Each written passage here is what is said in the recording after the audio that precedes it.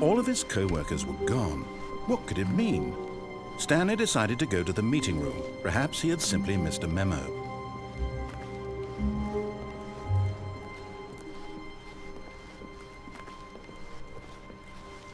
When Stanley came to a set of 2 open, this was not the correct way to the meeting room, and Stanley knew it perfectly well.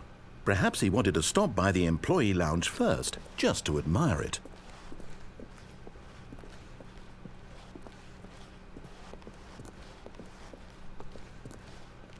Standing now in this incredible room, Stanley for the first time understood true happiness. Then the feeling went, but eager to get back to business, Stanley took the first open door on his left. Stanley was so bad at following directions, it's incredible he wasn't 5 years ago. Look, Stanley, I think perhaps we've gotten off on the wrong foot here. I'm not your enemy, really, I'm not.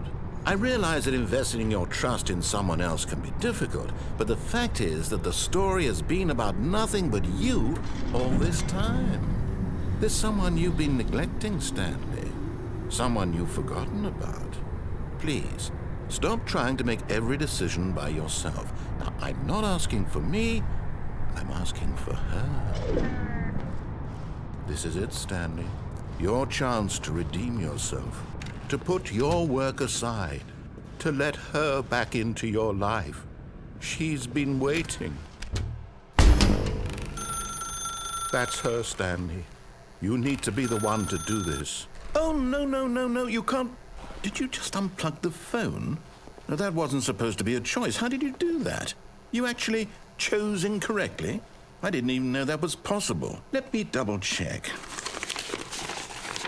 No, it's definitely here, clear as day. Stanley picks up the phone. He's taken to his apartment where he finds his wife, and the two pledge themselves to one another. Music comes in, fade to white, roll credits. Not picking up the phone is actually somehow an incorrect course of action. How is that even possible? None of these decisions were supposed to mean anything. I don't understand. How on earth are you making meaningful choices? What did you... Wait a second. Did I just see... No, that's not possible. I can't believe it. How had I not noticed it sooner? You're not Stanley. You're a real person. I can't believe I was so mistaken. This is why you've been able to make correct and incorrect choices. And to think I've been letting you run around in this game for so long. If you'd made any more wrong choices, you might have negated it entirely. It's as though you completely ignored even the most basic safety protocol for real-world decision-making. Or did you not grasp the severity of the situation? Well, I won't have that kind of risk on my watch. I'm going to stop the game for a moment so we can educate you properly on safe decision-making in the real world. Please observe this helpful instructional video. Choice. It's the best part of being a real person, but if used incorrectly can also be the most dangerous. For example, in this scenario, a hypothetical real person named Stephen has a choice. He could spend years helping improve the quality of life for citizens of impoverished third world nations. Or he could systematically set fire to every orphan living in a 30-kilometer radius of his house. Which choice would you make? Remember that unlike here, the real world makes sense, and at no time should you make a choice that does not conform to rational logic. If you find yourself speaking with a person who does not make sense, in all likelihood, that person is not real. Allow the person to finish their thought, then provide an excuse why you cannot continue talking. Turn to a partner and practice saying, "My goodness, is it 4:30? I'm supposed to be having a back, sack, and crack."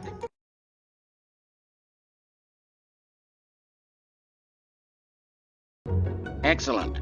Making choices on a regular basis is the best part to a healthy decision-making process. Most medical professionals recommend making at least 8 choices per day. Do you make more than 8? Less? And finally, if you begin to wonder if your choices are actually meaningful and whether you'll ever make a significant contribution to the world, just remember that in the vast infiniteness of space, your thoughts and problems are materially insignificant, and the feeling should subside. At this time, your instructor will guide you in an exercise to test and reinforce the material covered in this video. Ah, welcome back. You may have noticed that this room has begun to deteriorate as a result of narrative contradiction. But not to worry. Now that you're properly informed on good decision-making, we're going to revisit a choice you made just a few minutes ago and see what the correct thing to do would have been. This way, please.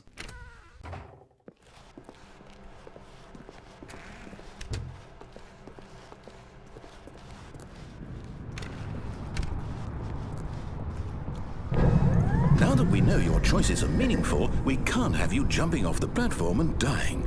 Imagine the main character dying senselessly halfway through the story. That story would make no sense at all. We just need to get you home as soon as possible before the narrative contradiction gets any worse. Unfortunately, it seems this place is not well equipped to deal with reality.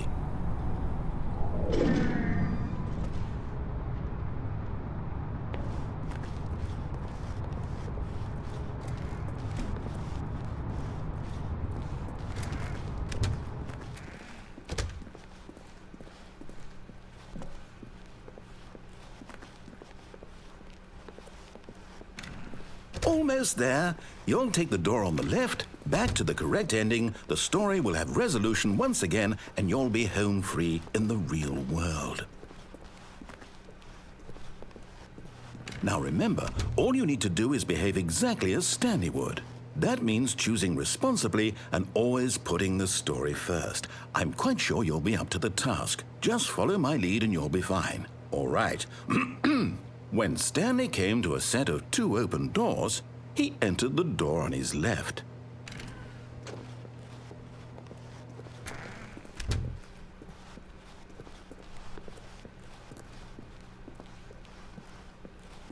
Yet there was not a single person here either. Feeling a wave of disbelief, Stanley decided to go up to his boss's office, hoping he might find an answer there. Coming to a staircase, Stanley walked upstairs to his boss's office.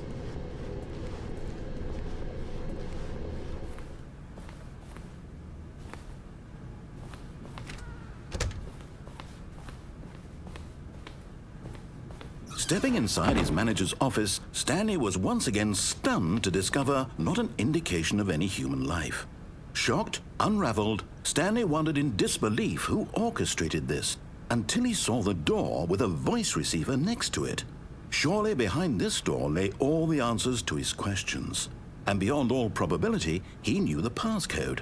He had seen it on his boss's computer just last week. Nightshark 115. Was this the code to open the door? Would it still work? There was only one way to find out. Stanley had been trained never to speak up, but now he would draw from within himself the courage to face the unknown. He drew a sharp breath and then spoke the code.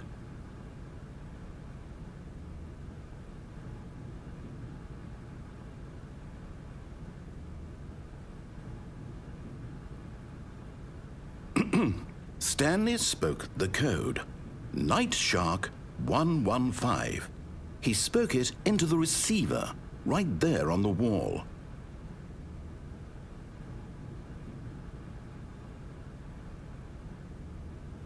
I'm sorry, is there a problem? You didn't mishear me, did you? Please speak the code into the receiver. Otherwise, we can't get on with the story. This is a crucial step.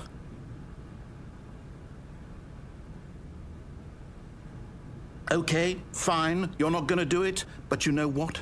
It's pretty humiliating to bring you this far, only for you to suddenly decide you have better things to do. I asked you for this one single thing, for your respect.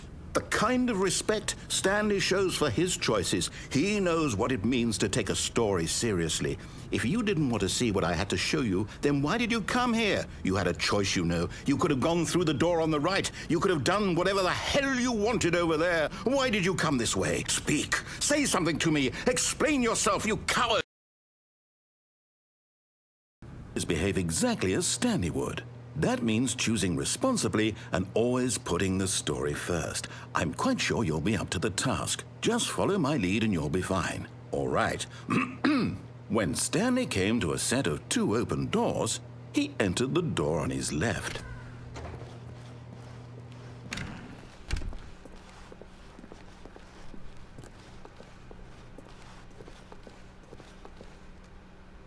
Yet there was not a single person here either. Feeling a wave of disbelief, behave exactly as Stanley would.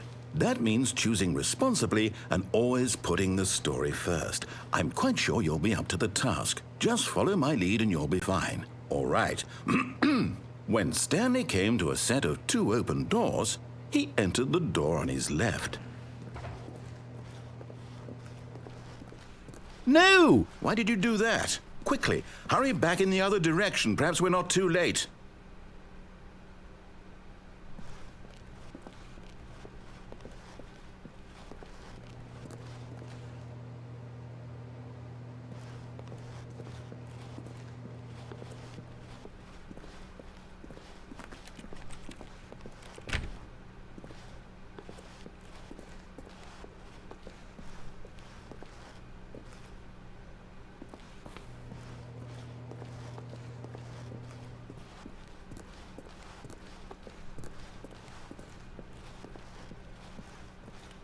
Oh, it's ruined.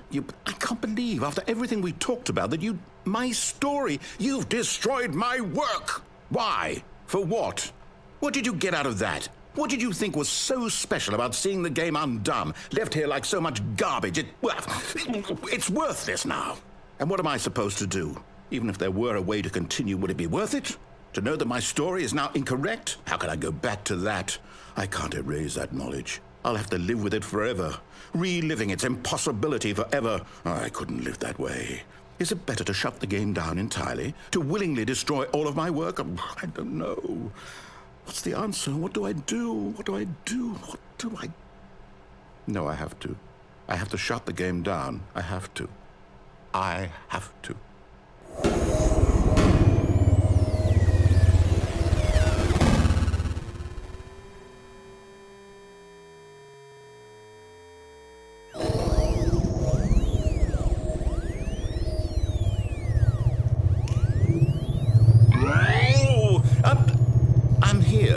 I'm still here in this pile of rubbish, with you who thought you were so clever.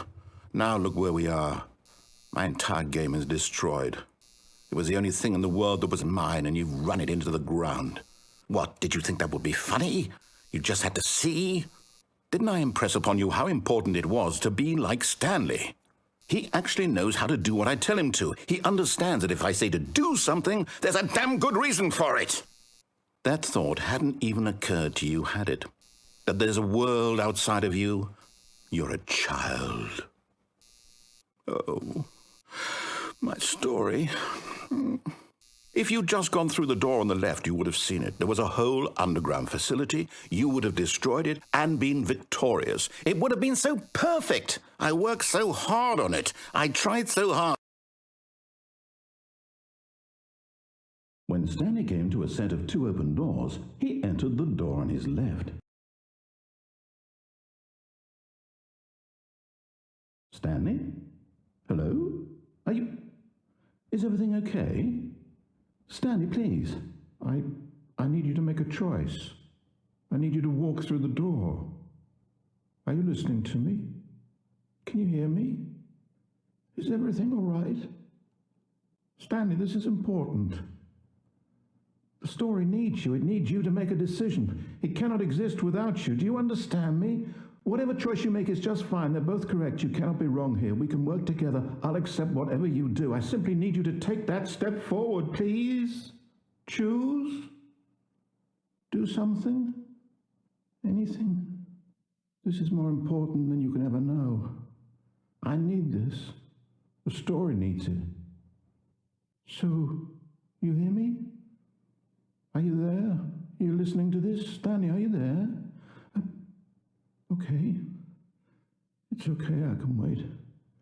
You need time to decide. Time to make sure your choice is correct. That is the best choice. That's all right. I'll wait for you to decide what's the right thing to do. Take as much time as you need.